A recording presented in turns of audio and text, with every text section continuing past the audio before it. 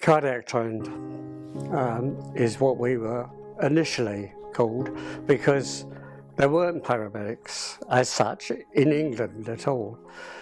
And we were the first people in the country to start this sort of scheme. Well, Dr. Chamberlain started it, of course. All I knew is that, and the rest of us, is that at one time the chief had a staff meeting with all of us about several things, and said one of these, he said, we're going to commence doing cardiac training. He explained everything that it was about. I would think everybody said, oh, it's great, it's good. Maybe there's something more we can do for the patients than we can up to now. Anyway, the next thing I know is a few weeks later or whatever, got called into the chief's office and he said, right, this cardiac course, would you like to take part in it? And I jumped. And he said, don't forget, you will be the pathfinders, and if you can't do it, nobody else will be doing it. So you've got to need to buckle down and get on with it.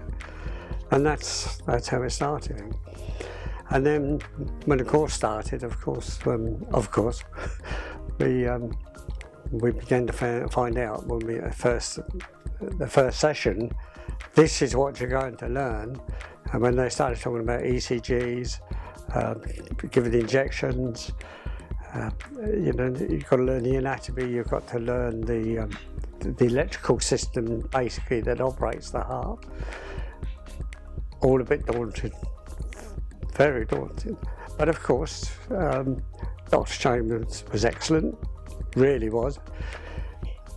Didn't suffer fools gladly. If you hadn't done your bit of homework, he jumped on you, and he did jump. But otherwise, you got on and did it, really.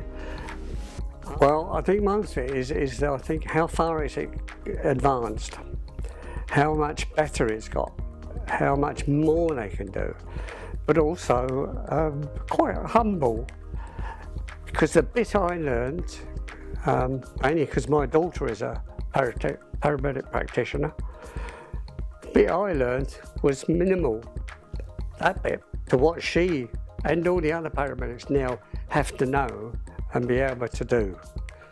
A lot more. So it was all, although for us, it was the bee's knees, if you like. It was something that we never, ever expected to be able to do.